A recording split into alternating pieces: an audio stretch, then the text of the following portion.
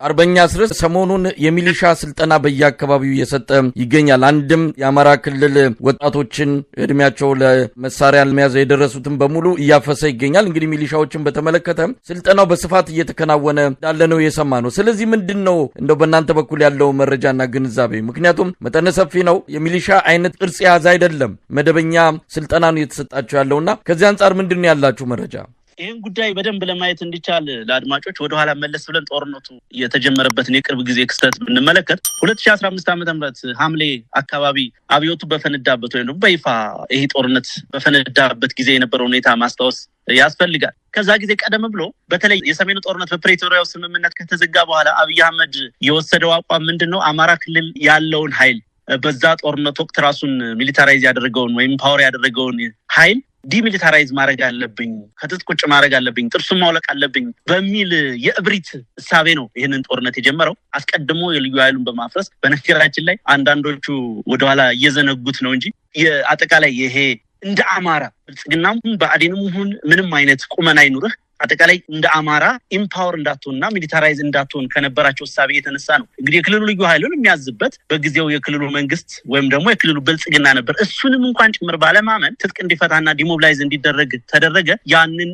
ወደ ኦፖርቹኒቲ ለመቀየር የምንችለውን ርብርብ በማድረግ ወዲያውኑ የብሪጌድ አደረጃጀቶችን በመመስረት ለምሳሌ በጎጃም ቀጠና ውስጥ የመጀመሪያውን የአባይ ሸለቆ ብሪጌድ የመሰረት ነው። ልዩ ኃይሉ በፈረሰ በ3-4 ቀናት ውስጥ ሚያዝያ ውስጥ አካባቢ ነው። ወዲያው ሐምሌ ላይ ነው ዋናው ጦርነት የፈነዳውና የአሁን እንቅስቃሴ የተጀመረው። ከዛ በኋላ ጦርነት ውስጥ ከገባ በኋላ ቀስ በቀስ ከክፍለ ጦሮች ከእዞች ወደ 2-3 እዞች እያደገ ከተራ ከድሽቃ ከብሬን ከስናይፐር መሳሪያዎች ወደ ቢኤሞችና መድፎች እያደገ ከዛም ወደ ድሮና ወደ አየር ኃይል ደረጃ በደረጃ ነው ጥቃቱን እያሰፋና እያሳደገ የመጣው። አሁን የመጨረሻ የሚለውን የሚሊታሪ አቅም ወታደራዊ አቅም ተጠቅሟል አብይ አህመድ። ቅድም እንዳነሳሁት ይህንን የመጨረሻ ቴክኖሎጂ እስከሚጠቀም ድረስ በተለይ የሰው ኃይሉን በሚገባ ገብሯል። ከፊሉ ተማርኳል፣ ከፊሉ ተደምስሷል፣ ከፊሉ ወደ ቤተሰቡ ተሸኝቷል። የተወሰነው ደግሞ በፈቃደኝነት የወገንን ኃይል ተቀላቅሏል። ይህ በብዙ ምክንያት የሆነ ነው።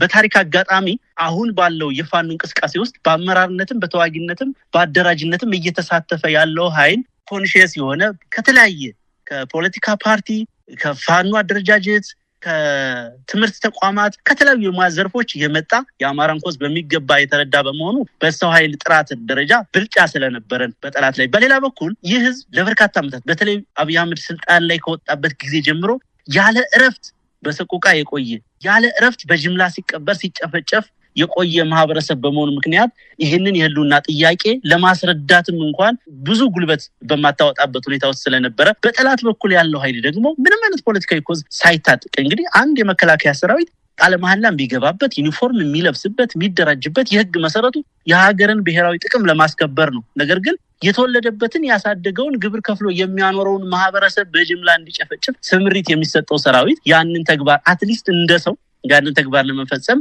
የሚኖረው ፈቃደኝነት ከመደበኛ ተዋጊ ከሚኖረው ወይም ደግሞ የነጻነት ተዋጊው ከሚኖረው ጋር ፈጽሞ ሊነጻጸር የማይችል በመሆኑ በእነዚህና በሌሎች በአጠቃላይ ብልጽግና ባለው ፖለቲካዊ ቁመና ድክመት ወታደራዊ ቁመና ድክመት ምክንያት የኃይል በላይነት የኃይል ብልጫ ተወስዶበታል። ስለዚህ ዲሚሊታራይዝ ሊያደርግ የዘመተው ሰራዊት አማራውን የበለጠ ሚሊታራይዝ አድርጎ የፋኖ ኃይሎችን የበለጠ የውጊያ ልምድ እንዲኖራቸው የካበተ የውጊያ ሁኔታ ውስጥ እንዲቆዩ በማድረግ ለኛም እንደ አመራር የታጠቀን የተደራጀን ኃይል በመምራት ሰፊ ኤክስፔሪየንስ እና ኤክስፖዠር እንዲኖረን ማድረግ ብቻ ሆኗል ውጤቱ የራሱን ኃይል ከማዳከም ጎን ለጎን። ስለዚህ በዛ መንገድ ውጤት እንደማይመጣ ያወቀው አገዛዙ ወይም ደግሞ ፖለቲካዊ ምላሽም መስጠት አቅምም ፍላጎትም የሌለው አገዛዙ የቀረው አማራጭ ደግሞ እንደገና ተመልሶ ለኔ ይጠቅሙኛል የሚላቸውን አካላት ሚሊታራይዝ በማድረግ በማደራጀትና በማስታጠቅ እግር ለመትከል ነው ሙከራ እየተደረገ ያለው። ቅድም ካነሳነው ጉዳይ ጋር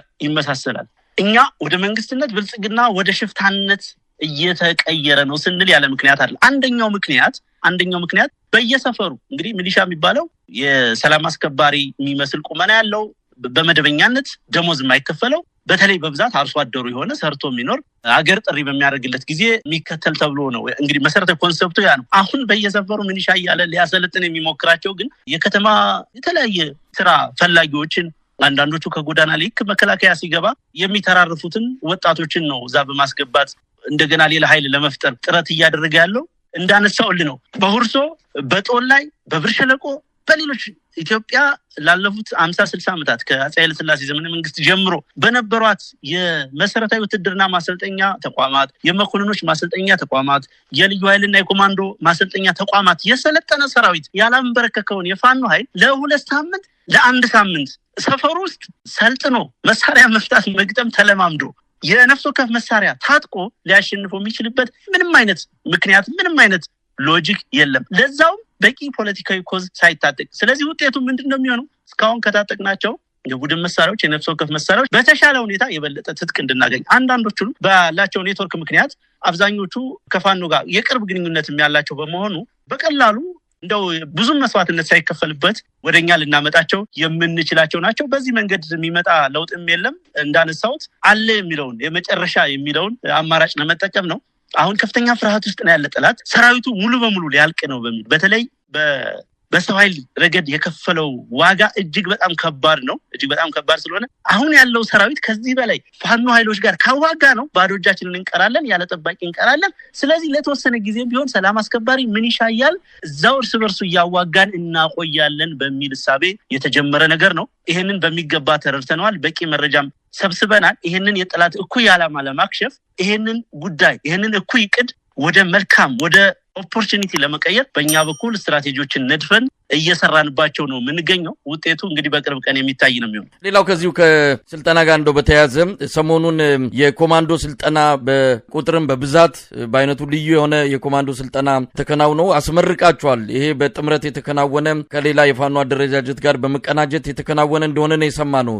እስቲ ስለዚህ ስልጠና ምን ማለት ይቻላል? አመሰግናለሁ። እንግዲህ ለመጀመሪያ ጊዜ የፋኖ አደረጃጀቶች በጋራ ደረጃውን የጠበቀ ወታደራዊ ስልጠና የሰጠንበት ጊዜ ነው። ለወራት ጠንከር ያለ ስልጠና የወሰዱ የኮማንዶ ኃይሎች ምረቃ ትናንትና ተደርጓል። በአይነቱ ልዩ ሆነ። ዓላማውም እጅግ የገዘፈና ምናልባት የዚህ የአማራን አንድነት የሚባለውን ነገር ከመግለጫ ከጫጫታና ከሌሎች መንገዶች ይልቅ በተግባር መሬት ላይ ለመስራት ትልቅ እርሾ የጣልንበት ነው። እነኚህ ሰልጣኞች ከፊሎቹ ምልምል ወጣቶች ናቸው። የተወሰኑት ደግሞ መደበኛ በፋኖ ሰራዊት ውስጥ ያሉ ናቸው። እነኚህን በጋራ በማቀናጀት ከሁለቱም ክፍለ ግዛቶች ከጎንደርና ከጎጃም የተለያዩ አካባቢዎች በመመልመል በአንድ ላይ በማሰባጠር ተመሳሳይ ወታደራዊና ፖለቲካዊ ስልጠና እንዲሰጣቸው በማድረግ ለወራት አብረው እንዲቆዩ አብረው ስፖርታዊ እንቅስቃሴዎችን እንዲያደርጉ አብረው የሬዚስታንስ ትሬኒንጎችን እንዲወስዱ በማድረግ ውጤታማ የሚባል ስራን ሰርተናል። ይህ ስብስብ ሰራዊት የአማራ ፋኖ የጋራ ኃይል እርሾ ሆኖ እንዲያገለግል ነው በእኛ በኩል ምኞታችን። ያንን ለማድረግ እስካሁን በርካታ ስራዎችን ስናደርግ ነው የቆየ ነው። ሌላም ቦታ በተመሳሳይ እየተከናወኑ ያሉ ስራዎች አሉ። እነኚህን እንደ እርሾ በመጠቀም በሁሉም ቀጠና ያለውን የፋኖ ኃይል በተደጋጋሚ በተለያዩ ማሰልጠኛ አካዳሚዎችን ገንብተን በእነዛ አማካኝነት ከሁሉም ቀጠና ከሸዋም ከጎንደርም ከየትኛውም የኢትዮጵያ ማዕዘን ይህ የህልውና ትግል የሚገደውና የሚመለከተውን ወጣትና ተዋጊ ኃይል አንድ ላይ በማድረግ በቂ የሆነ ፖለቲካዊና ወታደራዊ ስልጠና በመስጠት የጋራ ቼን ኦፍ ኮማንድ ያለው አንድ ወጥ ሰራዊት አንድ አይነት ህሳቤ ያለው ኃይል ለመገንባት ተከታታይነት ያላቸውን ስራዎች ለመስራት የዛ ፕሮጀክት አካል ነው። ትልቅ ውጤት የሚያመጣ ነው። ስለዚህ ይህ ታጋይ ይህ ህዝብ አንድ ወጥ ድርጅት አንድ የጋራ ሊደርሺፕ ያስፈልገዋል። ያ ነገር እንዳነሳሁት በምኞት በሌላ በፖለቲካ ትንታኔ ብቻ አይደለም የሚመጣው በተግባራዊ ስራ ጭምር ነው። የፖለቲካ ኃይላችንንም እኒ ወታደሩ ጋር ተጨባጭ ስራ የሚሰሩ መሬት ላይ ወርደው የሚያደርጉ የፖለቲካ ስራ የሚሰሩ የማንቃት ስራ የሚሰሩ ድርጅቱ ላይ ያሉ ልጆችንም ወታደራዊ እንቅስቃሴ ውስጥ ያሉ የፋኖ ሰራዊት አባላትንም በጋራ በማሰልጠን በማወያየት የጋራ ኮዝ በሚገባ እንዲታጠቁ በማድረግ አንድ ወጥ ድርጅታችን በቂ የሊደርሺፕ መደላድል ለመፍጠር የሚያበቃ እንቅስቃሴ ነው የተደረገው። ይሄ ነው ዓላማው። ቀጥላል ጉዳዩ። በጣም አመሰግናለሁ።